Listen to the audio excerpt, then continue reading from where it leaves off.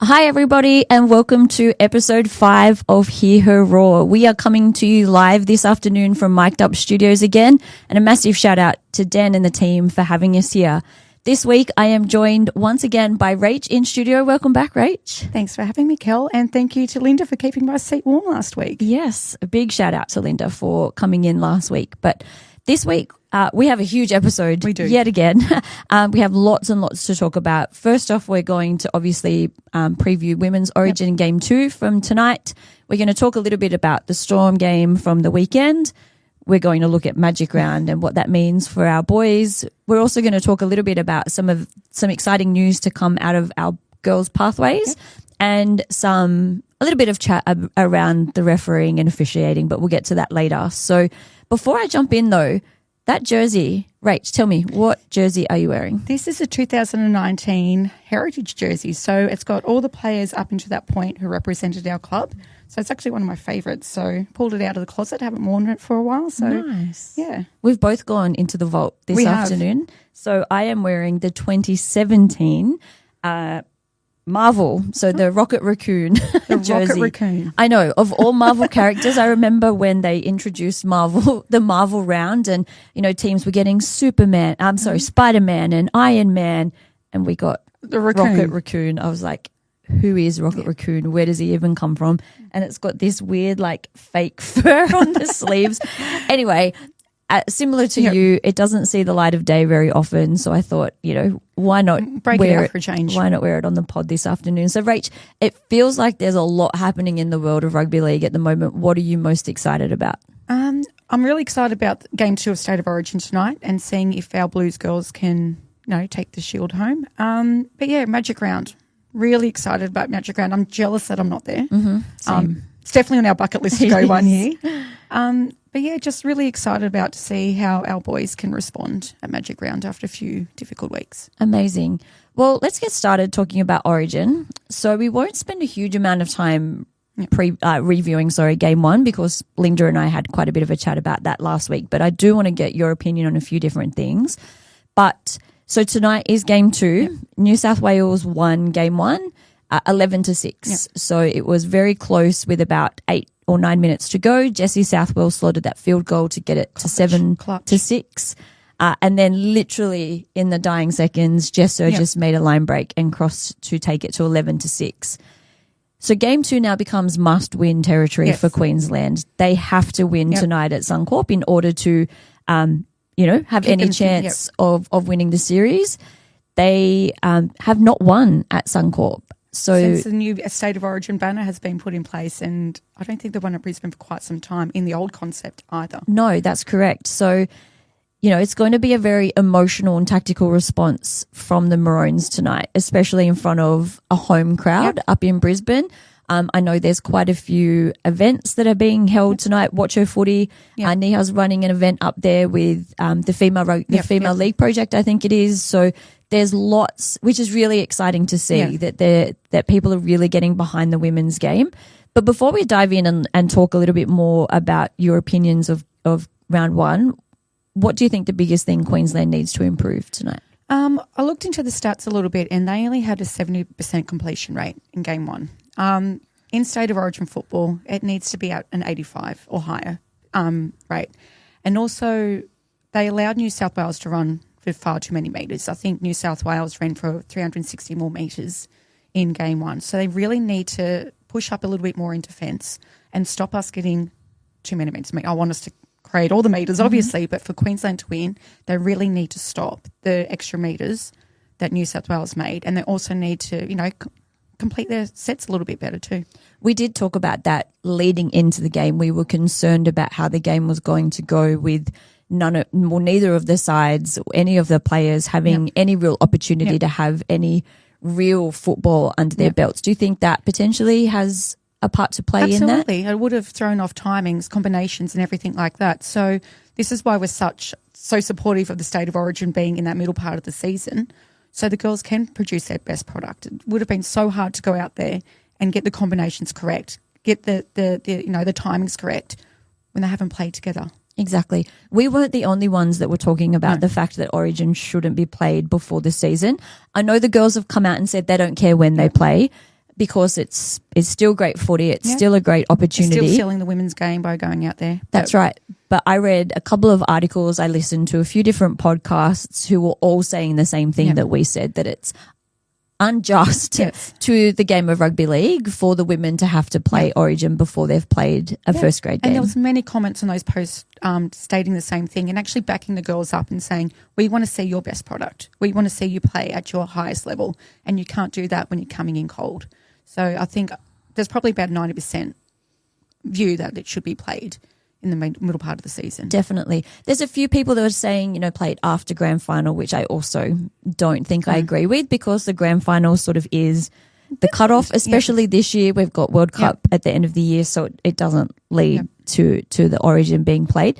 But there was one article that I read that almost word for word said what you had said on the pod, where we start the women's season a couple of weeks early and then we just have 3 weeks off and allow the teams to rest, and then the girls play Origin during the season, just like the men do.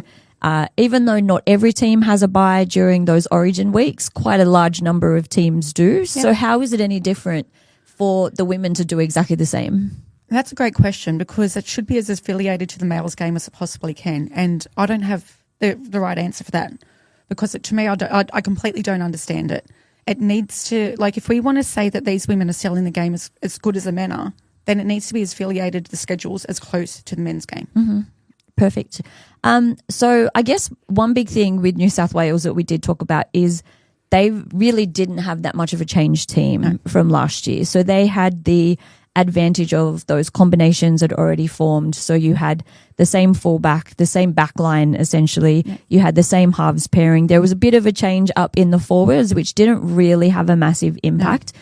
But then when you looked at the Queensland side, they had a debutante in the halves with Lauren Brown, who is a very experienced player, but she can't shoulder all of the responsibility. And when you're coming in cold, like we've spoken about so many times, having the advantage of these girls playing together previously was massive for New South Wales. I know they've played together at club level, but it's a different intensity when you come into an Origin arena. So New South Wales had that massive advantage, particularly in that halves and around that area, over what Queensland had. Well, yeah, we talked about it. We talked about it at length. Yep. The 3, 4, 5, 6, 8, 9, 13, 16, and now the 18. Yep. All from the same team. Yeah, definitely helps, doesn't it? It does. So even though they didn't have any specific game time leading into this, they've got all those combinations that they've already established. They're bringing in their same game plays that they do at the Roosters. So it's just... And the fact it's the same coach. It definitely helps. And then, one new debutante in tonight's game, and it's another Rooster. It is another Rooster. So Queensland, as we sort of said, we had a new debutante in the halves with Lauren Brown, but I also felt that Tamika Upton didn't really have the best. No, she didn't. No, she dropped about 3 balls from memory. I think Jess Southwell and Kelleher's kicking game was brilliant and really caught Upton out on her return plays. So I think shutting her down was a massive part of New South Wales winning. And again, I haven't seen it from her before. No, and that's just comes down again to being rusty, to being a little bit cold, to not having those reps in the tank before you actually go out there. So let's have a look at the team lists for the game tonight. So New South Wales hasn't really changed a huge amount. So we've got Abby Church in fullback, who we know is from Parramatta. Then and then Jamie Chapman on the wing from the Titans. Then, as I said, we've got the 3, 4, 5, and 6. So Jess Surges, Isabel Kelly, Jamie Frezard, and Jocelyn Kelleher, all from the Roosters. Jessie Southwell from the Broncos, even though she still technically hasn't played a game for them. Millie Elliott and Keely Davis or Keely Nizza in from the Roosters in the 8 and the 9 jersey. Ellie Johnston, who scored the first try last week from the Sharks. Our girl, Kezzy Apps, back in her beloved number 11 jersey. Yasmin Meeks from the Knights in the other back row. Olivia Koenig from the Roosters in lock. And then the bench is Olivia Higgins from the Knights, Kennedy Cherrington from Parramatta, Rima Butler on debut from the Roosters, and Tegan Berry from the Dragons. On the extended bench, then we also have Corbin Baxter, also from the Roosters, Quincy Dodd from the Sharks, and Hannah Southwell has been called in from the Dragons. So John Strange has been quite lucky that he hasn't had to make a huge amount of changes. So as we said, our girl Kezi has moved back into the back row. Kezi, and she played so well in the game one. She did. She came off the bench phenomenal. and was bending the defensive line back, which was running straight and hard, just like we always expect from Kezi. Yes. So Tiana Penatani-Gray unfortunately suffered a knee injury in the last game, which is why she's no longer in the 11 jersey, which gives Kezi the opportunity to take that back. And then Rima Butler, who, as we just said, is another Roosters player, has been called in and is likely to make her debut tonight off the bench. Another Roosters player, another player that already knows literally half the other girls that are in the team, that knows the coach. But, I mean, I know you and Linda spoke about it at depth last week. What does Salah have to do? Like, to me, she's a perfect forward for State of Origin. Mm-hmm. She's passionate. She hits our line hard.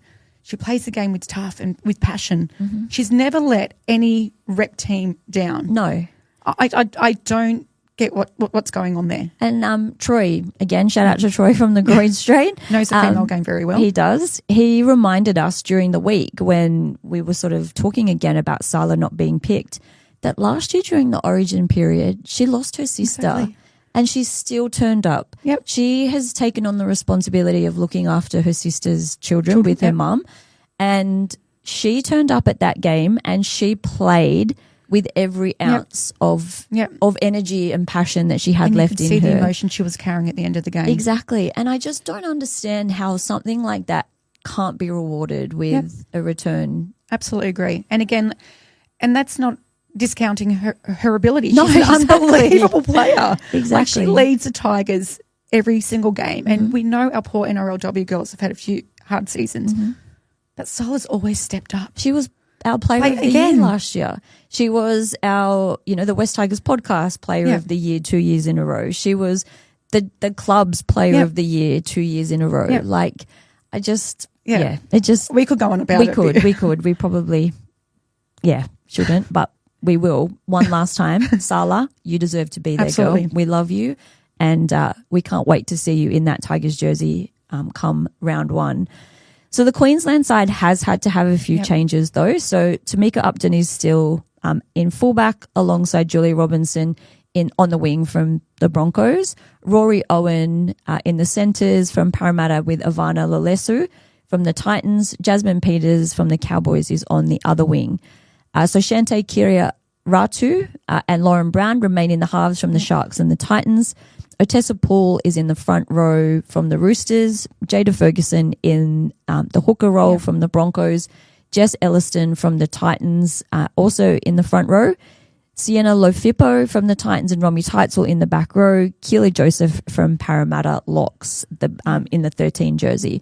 Then on the bench, we've got Destiny Brill, Mackenzie Wheel, Brianna Clark, Shanae Suzuka, Chelsea Lenarduzzi, Chelsea's on the extended bench with Emma Manzelman and Destiny Mino Sinapati. Now, I feel like when I looked at the team last week, I didn't realize that there were actually a lot more Broncos in this side than I thought. So you've got the two, the number one, the number two.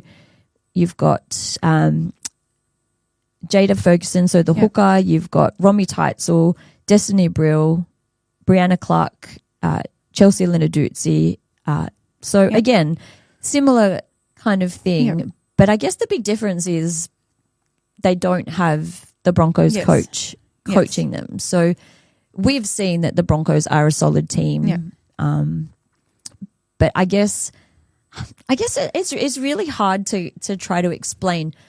But it just feels the nepotism with New South Wales. But when you do look at them side by side, the Queensland side is stacked with Broncos.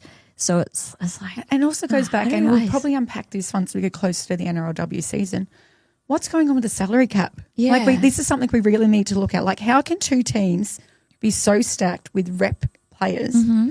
And these teams also get a lot of Australian picks. Exactly. And they're two foundation, like if you talk NRLW, they're foundation teams. So they have been around since day one of the NRLW.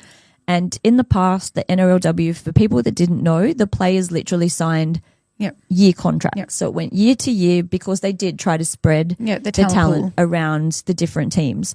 Recently, with the new salary cap for the NRLW, that's now gone out the window. So clubs can sign players 2, 3, for 4, however long they want. And what we've seen recently is before these players even go to market, teams are locking these players now on extended long-term contracts. And so how are other teams supposed to even get a look in at being able to sign this talent when they're literally landlocked by these two teams? Well, I was watching an interview and I think, and I could be wrong, I think it was Olivia Koenig and one of the other Roosters players. And they were actually saying in this interview, no, we're happy to stay at the Roosters for less money because we want to play in the winning team. We don't want to go to a team that doesn't win a game all year. And as a Tigers, I'm sitting there looking at that going, what hope do we have? Yeah. What hope do we have? No. No words. Yeah. It's going to take time, obviously, for, the talent pool to spread out. But we said that, the Tigers were part of the next couple of teams to be added. But then since the Tigers have joined the NRLW, they've added another 2 teams since. I don't think we're ready for it. No, I even feel it's the same with the NRL. Yeah. We're adding another 2 teams when we look at the current issues with depth in the NRL. Yeah. Yes, we're one team that's suffering, but I saw a list that was put out by the NRL physio today. Parramatta have been absolutely hammered, smashed by injuries this year, and there's just not enough depth. Like if it was true that it doesn't matter if you get players injured, why are teams that are being decimated by injuries getting beat by 50, losing by so much? Exactly. So there's got to be something. It's too much of a gulf between something in that. Too much of a gulf between first and reserve grade players. That's exactly correct. So unfortunately, Phoenix Rain Hippie was ruled out of game 2 because she has a hamstring injury. So she is hopeful to return for game 3. And also there's actually 2 other changes that still may happen before the game for the Queensland team with Keely Joseph and Mackenzie Wheel. Both of those came off with HIAs in game 1. So I think Nathan Cross has until obviously the final team list to go out this afternoon. So that team list could slightly change in terms of who starts for the Queensland side. So are there any surprise selections for you in there? I think we spoke about the one that means the most to us, but I think for Queensland, Jasmine Peters coming in. I think she's played a few rep honours before, so no, I think it's pretty standard. Pretty standard. And who do you think is the most under pressure tonight? The Queensland halves. The halves. Yeah. I just think I'm not sure what the weather's like, but it looks like there's going to be a bit of rain around. And with how well our kicking game from our girls was, I think the Queensland kicking game needs to be just as efficient because we're going New South Wales will run through them if it's not. Well, in saying that, last year, that game up in Newcastle that we lost in the dying minutes, Lauren Brown kicked the field goal, and that was a pretty gross weathered game, and it was the kicking that came down to that. I think Tamika Upton's probably the most under pressure tonight. I think as captain, she carries the weight of that team on her shoulders, but she's also just expected to be that brilliant all the time, elite next level player, and I don't think she hit that mark last week. Key matchups, anything that you think we should look out for? It's probably the forward pack again. I think all Origin, the forwards lay the platform. And whatever team can dominate around that ruck, dominate the meters, post-contact meters from the start of the game will probably go on to win the game, particularly if it is a wet game. Yeah. Okay. Players to watch or player to watch. I was really impressed with Jess Southwell last game. I thought she built her game very well for a halfback. I don't think she's one of those halfbacks that necessarily do the big glamorous plays, but she can get into the game well. And that's due to her kicking game. Like her kicking game is pinpoint. She makes so many kick meters. So she's probably my player to watch in this game again. Yep. I've gone with both sides. Yep. It's going to be the halves. So Jessie had that amazing game last week, but I think she's maybe going to want to lead the team around a little bit better. And then Lauren Brown in a very similar fashion. She's got a young new half in the Origin arena alongside her. So she's going to have to take a little bit more control of the game in order to have that, those moments where she can be absolute. That's clutch. Right. She can have clutch moments as just as much as anybody. What do you think the deciding factor of the game will be? who settles into the game first. I do think it's going to be a close game again. If New South Wales defends like they did in game 1, Queensland are going to find it hard to score points. We've seen how hard they've had finding the try line. I think they're averaging 10 points in the last 4 games. So if New South Wales can continue their defensive structures and limit the attack like they have been previously, that would probably go. I'm going to touch on something that you mentioned earlier is the weather. Yep. So it is supposed to rain up in Brisbane tonight, and it's supposed to rain on and off across the whole weekend. So that's totally going to change the way that the game's played. We saw a lot of errors in game 1, mostly because the girls, we've spoken about this to the nth degree, simply due to lack of game time, but you add a wet track to that. Slippery balls, slippery hands. The occasion of opening Magic Round. That's right. So the girls are really going to have to be on the ball, on their game to try to hold on. I think it could be quite a grinding game, as you said, quite close. But score prediction? 16-12 Blues. 16-12. I'm just going to say Blues by 8. Okay. I don't know what the score will be, just that we'll beat them by 8 points. Sounds good to me. Either scoreline will be perfect. Yeah. So speaking of the girls, before we move on and start to talk about the boys, we've had some exciting news coming out of our women's pathways. So do you want to tell us a little bit about that? So we've spoken about Lisa Fiola earlier, like in our first couple of podcasts. But we've got 4 of our girls playing rep duty for New South Wales City this weekend, the under-17s New South Wales City down at Wests Stadium on Sunday. So Dawn Tui, our 9. We've got Olivia Large, who's our 13, Isabella Brown, who is our prop, and Kiana Munro, who's our fullback, representing our colours, our pathways, this weekend on Sunday at 11:15 at Wests Stadium. That's very exciting. So what do you think that says about our pathways for the girls? I think it starts to show that we're a place that these girls can come and that they will start seeing rep honours. People will start watching them for potential contracts down the track for Harvey Norman or NRLW. So it puts them in the limelight a little bit, which is exciting. And please sign with the Tigers. Stay with us. Yes. As we've said, you know, and that's what these pathways are all about for these young girls, is you can't be what you can't see. Exactly. And so now these, you know, girls that are looking at potentially playing for Lisa Fiola or all these girls in the Macarthur region, because that's where majority of our Lisa Fiola girls come from, is the Macarthur region.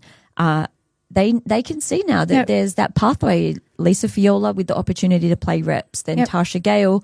And we've even had exciting news out of the Tasha Gale team as well. Yeah, so the coach of our Tasha Gale team, Tiana Waddell Scanlon, will be in the coaching system for the under-19s New South Wales City side. So that, you know, it's really exciting to see when we have probably had a bit of a rough ride with the NRL side over the last couple of years. We had that really successful year with the Harvey Norman girls.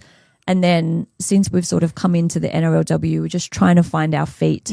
But now we're seeing this success in the lower grades. It means that success will come and in those senior games. And it's not just for the females. I know we're touching on Lisa Fiola here, but look how well our Jersey Flag are going. Look, we won the Andrew Johns and the Laurie Daly Cup this year. Like, whatever's going on in our pathway systems has Shout out to Shannon Gallant. Bronson Harrison. Like, well done. Like, thank you. Because we can actually see light at the end of the tunnel after many long years. But also another question just around Tiana, and apologies if we've pronounced your name wrong. What do you think it means for a female coach? So not a lot of the NRLW sides actually have a female coach. So yes, she's on the at the moment with the under-19 side, but what does that potentially mean for the future for the higher grades? Well, it also shows that there's another pathway. If you can't, for whatever reason, make it as a player, you can go into coaching, and then there's the opportunities to go into Harvey Norman, NRLW, State of Origin. You know, I'd love to see female State of Origin. Yeah, and we did have that a few years ago with Kylie Hilder and but it would be nice to see some more females. There's also one of my friends from back home, Nicole Pollard, will be coaching I can't think if it's the under-17s or under-19s this weekend for the country. So we're seeing, so I'm really proud of Nicole, having played touch football with her over the years, to see her come through the system as well from, you know, little girl from back home in Cooma, Nimidabel, and and seeing her succeed as well. So it's just great for females to have that opportunity in the game. Exactly. And as we said, shout out to Kezi for that quote in that Behind the Raw podcast, because it's so true. It is. You can't be what you can't Absolutely. see. And now we're seeing females in all facets of the game. And we'll share a little bit more about our guest for next week that we're very excited about. But yeah, let's go the girls. I go the girls, Yeah, absolutely. the And girls. it will be on Bar TV. For anybody that has okay. it, I checked it out today, it will be on Bar TV. So if anybody wants to watch our girls in the pathways, tune in at 11:15. 11:15 on Sunday, which is great because it doesn't overlap With the Magic Round. Tigers game or Magic Round at all. That's right. Okay, let's jump in and talk rugby league, NRLW. Not NRLW, we just finished the NRLW. Let's talk the boys. Yes. So on Sunday, the Wests Tigers went down to the Melbourne Storm 44-16. It was definitely not one of our prettiest performances, but it was an improvement on the Sharks game, I thought. The side obviously worked on the issues from the Sharks game. We went from a completion rate of 60% in the Sharks game to 91%. Yeah, you can't ask for much better than that, honestly. Like, that was huge. So obviously Benji had seen, we were pushing those silly passes. We just weren't, things were hitting the ground. Yeah.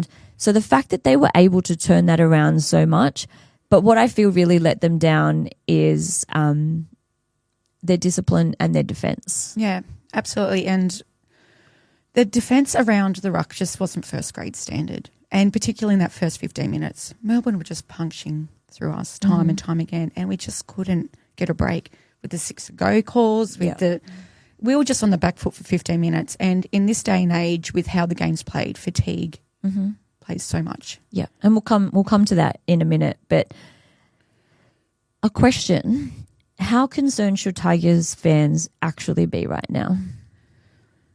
Look, I'm not as concerned as I probably should be, only because of the injuries. If we had no injuries and we were getting flogged by 50, then there's concerns. You literally can't take out the calibre of players we have in our team and expect us to go out there and play the way we've been playing. Yeah. So I looked at the stats over yesterday, and we missed 571 games of experience on the weekend. Just on Sunday? Yep. So with May, Buller, Arpi, Sam, AD out, 571 games. I read somewhere it was $4 million of our salary cap was on the bench. And the replacements, so if you look at the players that replace them either in position or coming into the team, so Bunty, Mason, Hope, Sione, over stepping into that role, and Madden, 257 games. So slashed by half. That is huge. That's huge. And you don't think, that's what people keep saying, oh, you only had 5 players out, Parramatta have 74 players out. It's like, no, the difference is Parramatta's players that are out or on their wing or, exactly. in their back row. We missed 3 of our spine. Exactly. And probably 5 of our 6 best players. Yes. And you can't take that sort of experience. 571 games. You can't take that sort of... I didn't realise. Well, when I did the sum, I was like, you're like, massive. And when you've got the likes of, and it's no... Like these guys that are coming in are trying, but you can't expect a Hope to be an Arpi. You can't expect a Heath to be a Buller. But as we were speaking about before, the depth between first and second is just too much. Yeah.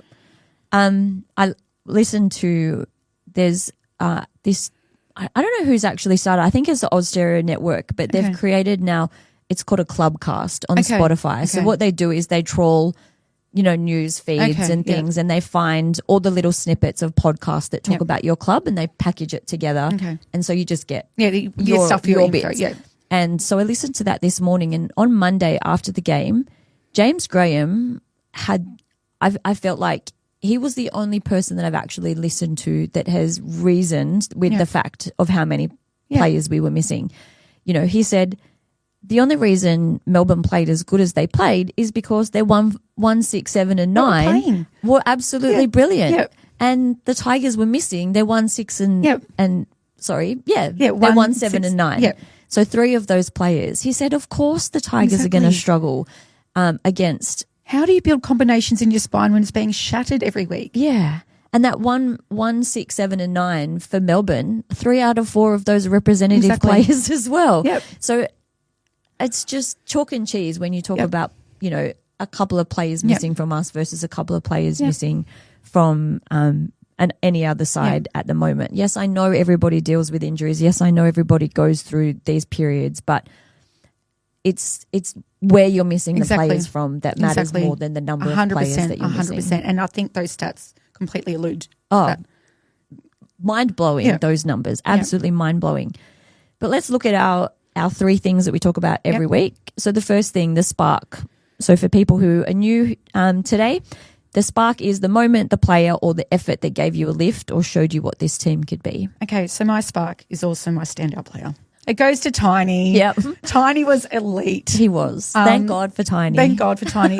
The try that he scored when he burrowed through 4, he threw off 4 and then carried another 4 over the line. We've got an elite centre. We are so lucky to have him at our club. And I just thought, for a team that got quite well beaten, he was one of the best players on the park. He was unbelievable. Yep.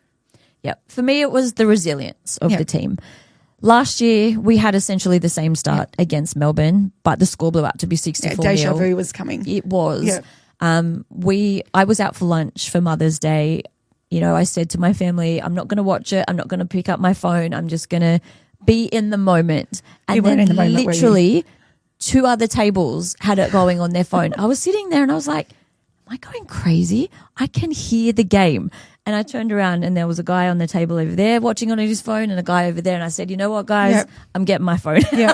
Which I probably shouldn't have, because by that point it was already 20-0. But, you know, we were able to claw it back and we kept them fairly quiet for a decent portion of the game. I think the damage was done in those first 20 minutes. And then we were just too tired in the back end of the game and they scored a few late tries. But that 20 to 70-minute period, we actually did okay against the Storm. Yeah, and that goes back to what Linda and I were saying last week. This is a different team. 100%. It's a different side. There's a different mentality around the club. So, that was just what I was excited to see, is that they didn't drop their heads. They didn't give up. Yeah. They still fought, probably still a few areas, but we'll get to that now. So the frustration, so the play, the decision, or the pattern that had you shaking your head. Hopi, I'm so sorry. He's mine as well, so just go with it. We said before, he can't be an uppie. Uppie's just a generational 9. Yeah. But that play where Harry Grant came, you know exactly which one I'm alluding to. It's exactly what I've got down here, And Twaley's trying to push him back into marker. I'm just like, the fundamental of your role is to get in position at that point. Yeah. And you shouldn't have your big hombre pushing you back into place. Yeah. Like that was just, It's not first grade material. No. And the fact that Alex Twal yelled at you. Yes. Like Alex Twal, the most placid person on the planet, is shoving you and yelling at you to tell you to get into position. By then the damage was done. The damage was done. Yeah. In saying that, Harry Grant made that run, passed the ball to Jerome Hughes, and who literally just stepped Heath Mason. So Heath Mason did also have a part to play in that as well. But if Hope played his role, it probably may not have got to that point. Yeah, so definitely those defensive decisions was definitely my frustration as well. So what about the talking points? So the thing everyone should be discussing coming out of the performance? We've already spoken about it. It's a gulf between those ones who are replacing the ones who are currently out. Mm-hmm. It's too much.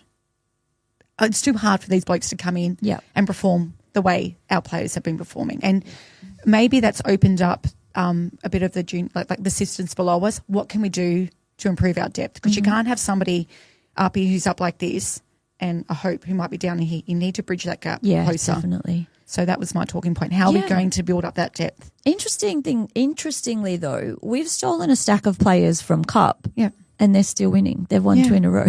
So maybe it's that top level of that cup. Yeah. So obviously our flag boys, because they're doing really well. We won every other division against Melbourne on the weekend except first grade.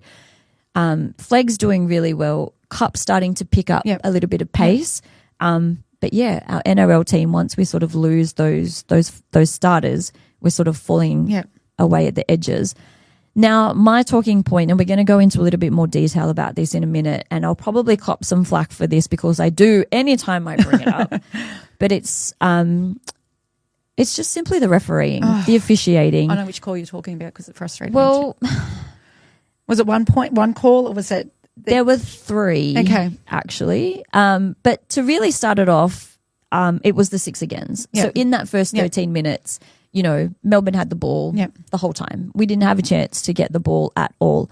The 6 again calls were just consistently. And you can't. You're so fatigued by the time all that happens. Yeah.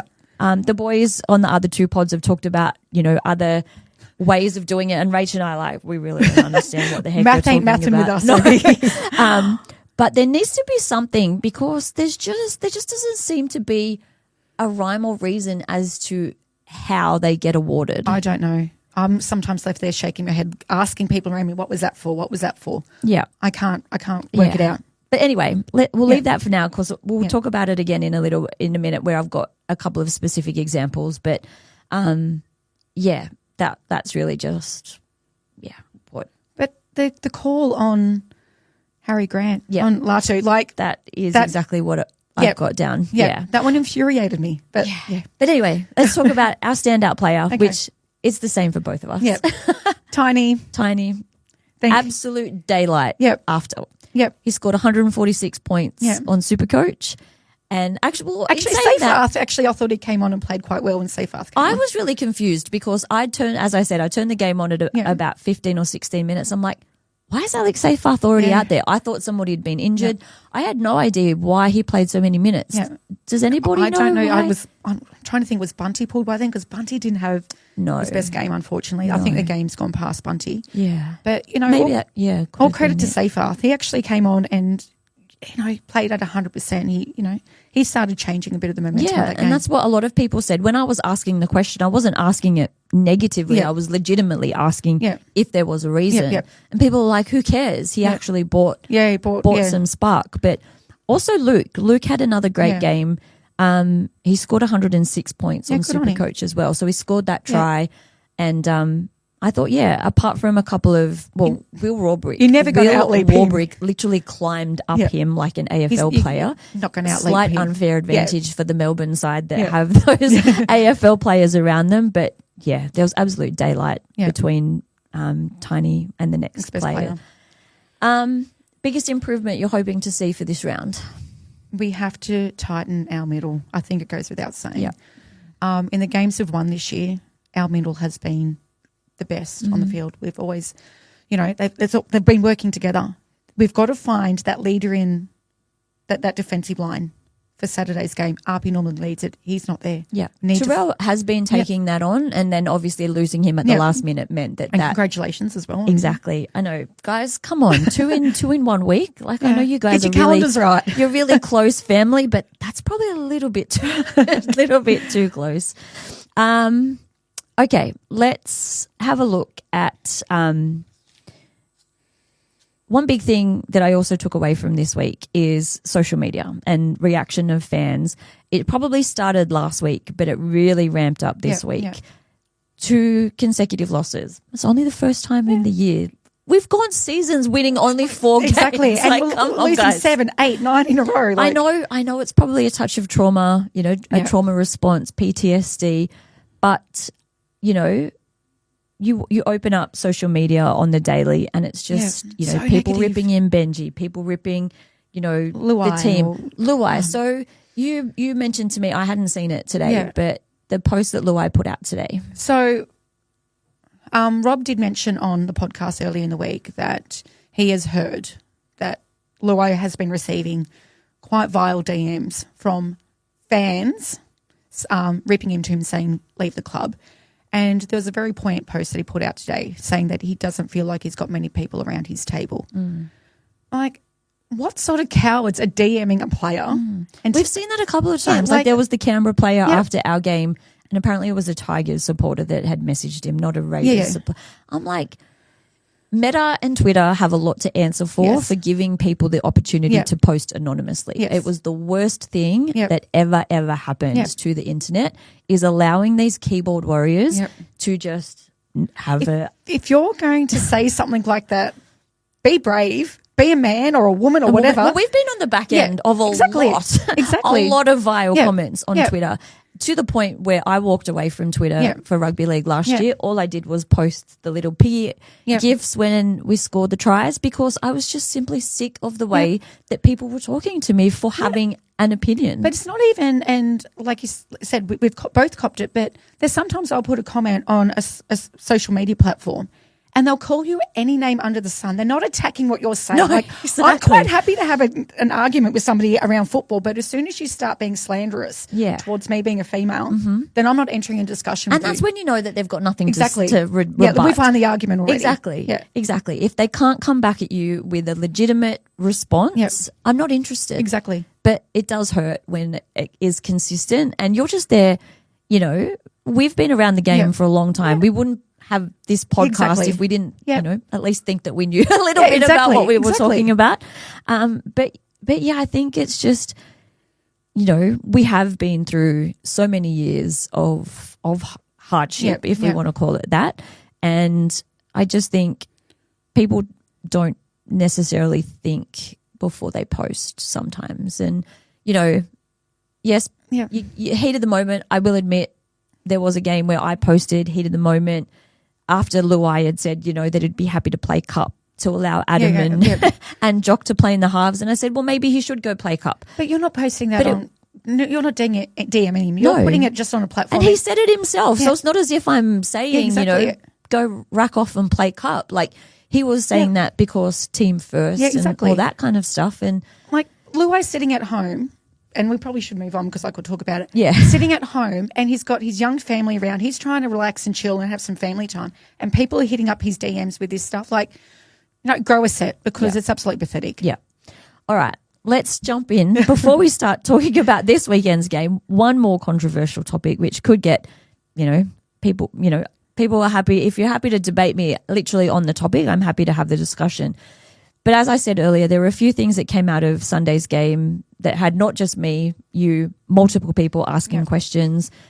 I'm not saying at all that it was going to change the overall result of the game, but we can see how close the competition is and every point counts. At the end of the year, there could be 5 teams on the same number of points, and for and against is going to determine who makes the top 8.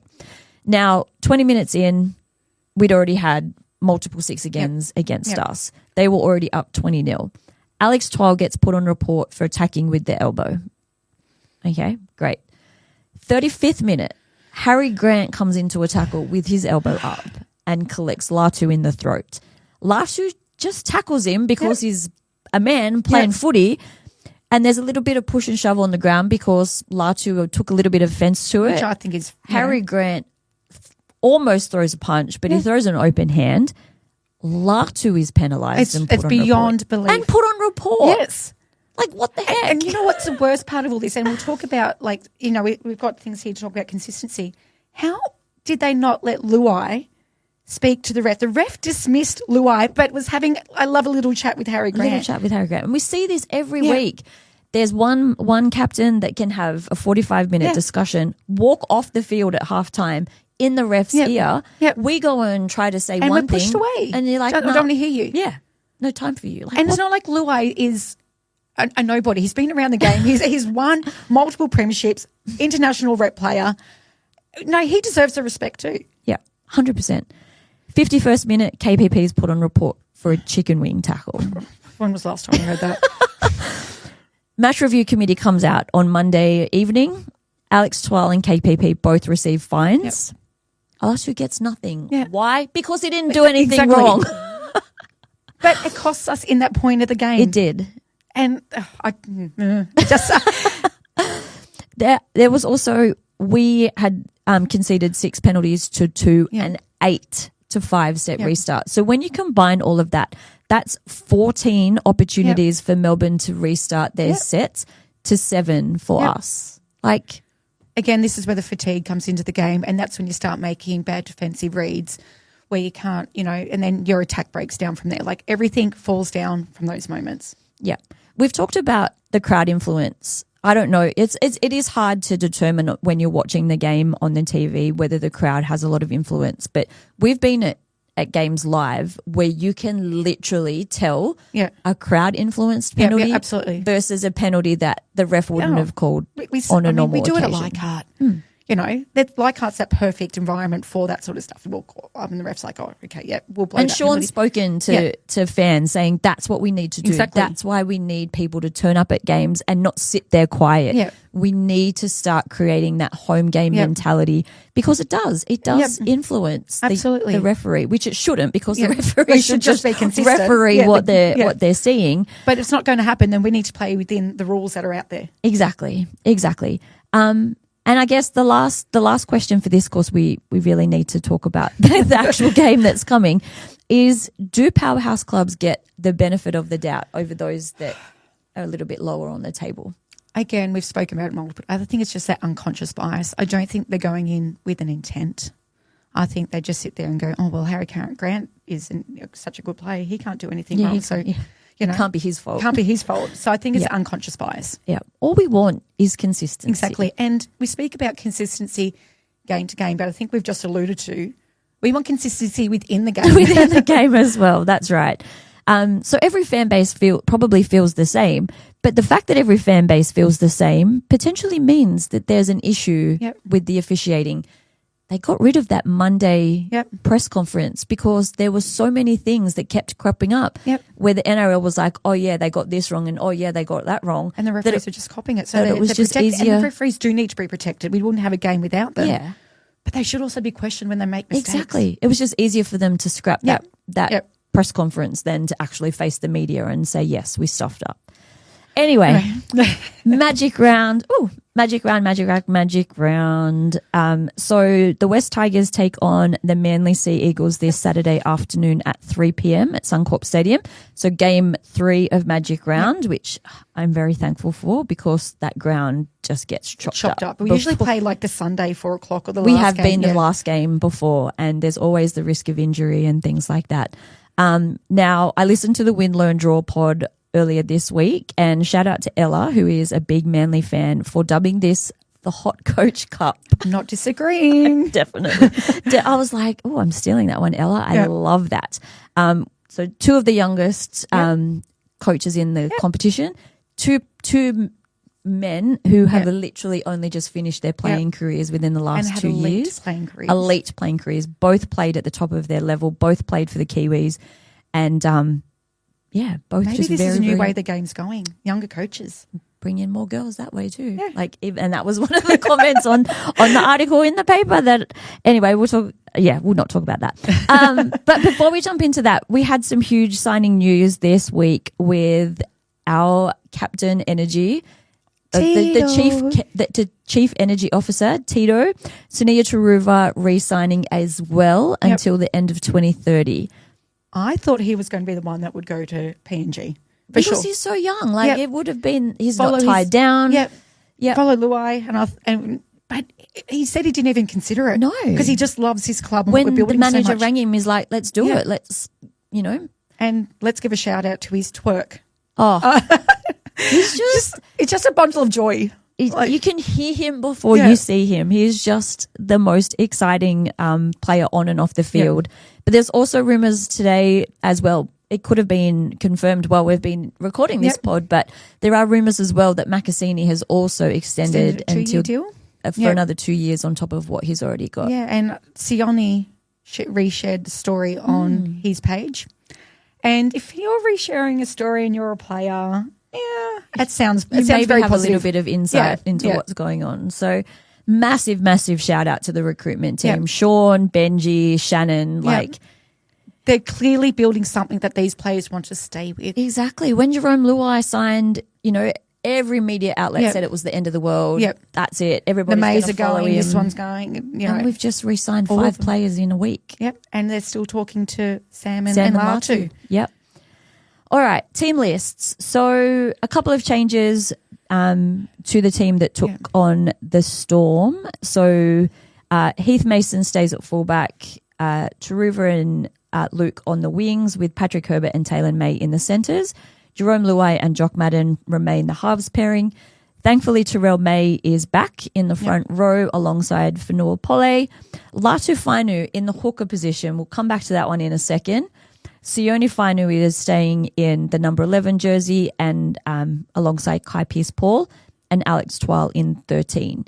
So because Latu is taking the 9 jersey, that pushes Tristan Hope to the bench. Maverick Guy has been promoted from the extended bench to the actual bench in the 15 jersey alongside Alex Seyfarth and Royce Hunt, with Ethan Roberts and Jarrell Skelton being added to the extended bench.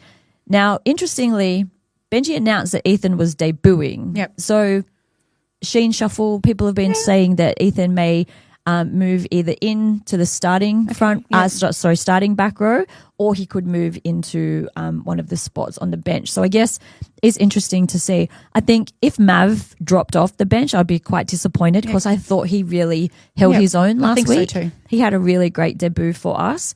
But Latu in 9. I love Latu. I'm so keen to see how he goes. I think he needs to have more game time. The poor kid's been shuffled. I mean, he's had a lot of injuries. He's been shuffled in and out, and he's definitely a better defensive player than Hope. I mean, doesn't take much, but he's also very creative. He's good with the ball in his hands, and he can find his way through a defensive line. So, look, he's going to have to make a few more tackles unless there's a few changes during the game.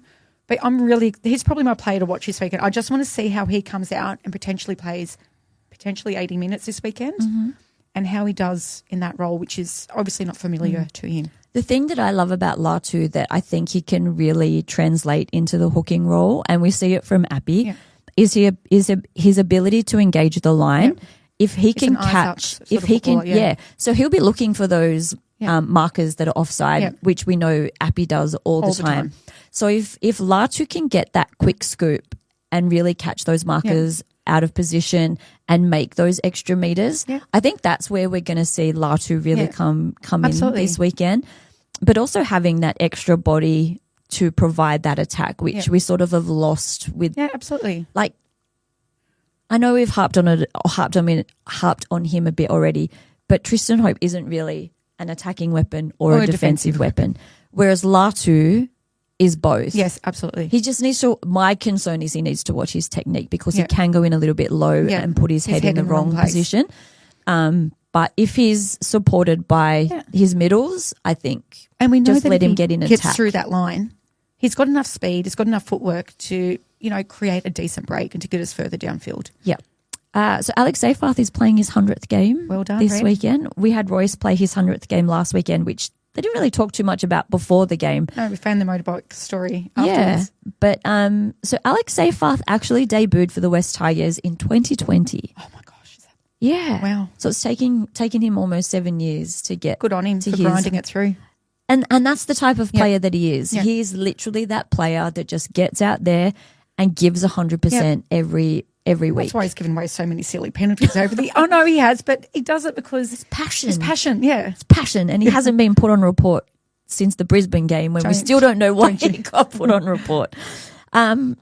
Manly, we've spoken a little bit about this Manly side.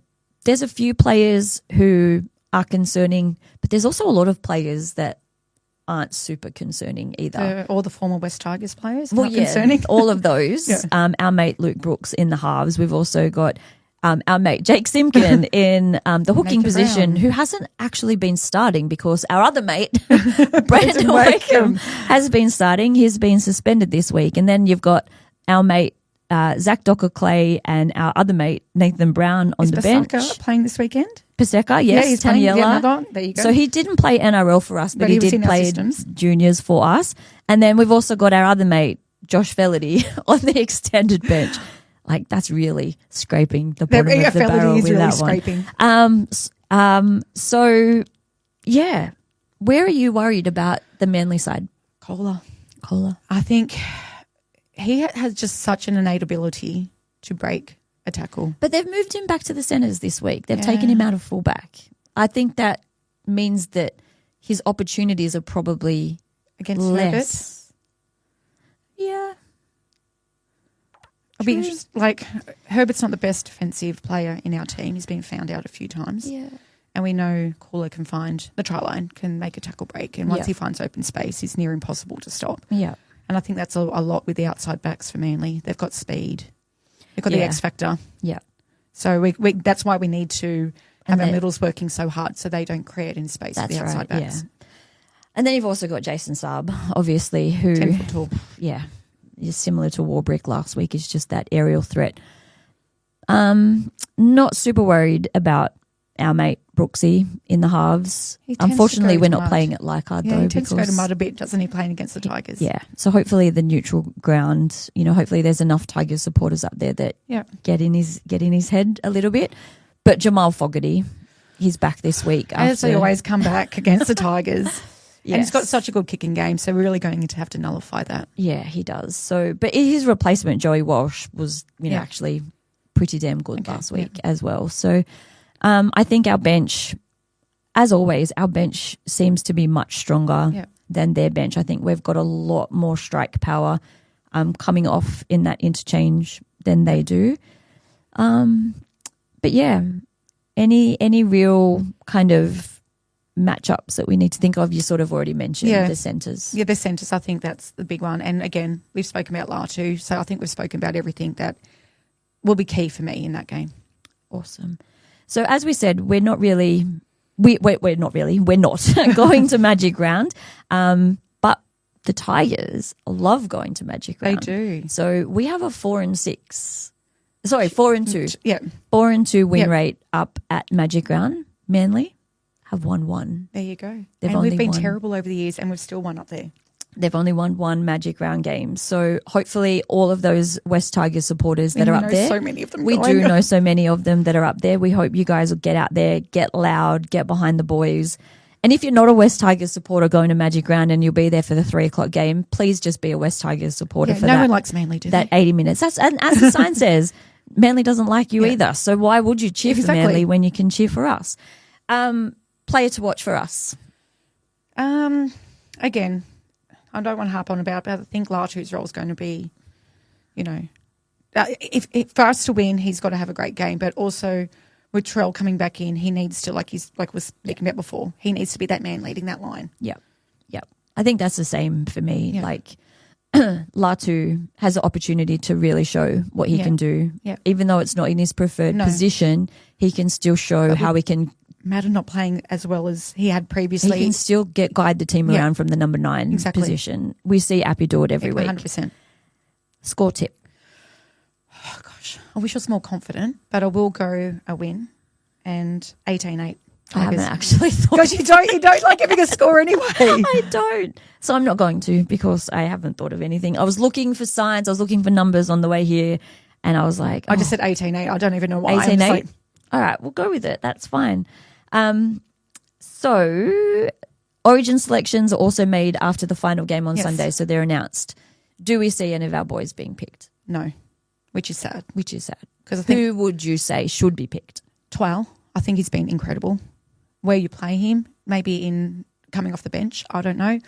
If Sam was not injured, I think he would have made it. Mm-hmm. He was playing unbelievable football. Insane. Same with Adam. All the player. Look. Appy even is listed. Appy's still listed on people's extended bench. Yeah. I think as selfish as it is, I don't want Appy to be picked. No, we need Appy back. Yeah. Without him in the team, we're completely. Yeah. I think we could manage without Terrell and 12 for 2 games, but we just can't manage without Appy for any longer. No. All right. So if you are going to Magic Round, a reminder that the Wests Tigers are holding an event. At the Last Man Standing pub at Stephen Bradbury's pub. So you can do a Bradbury. Tickets are available from the Raw store under events. So they're $25. If you're a member, you can get your 10% off and pay $22.50.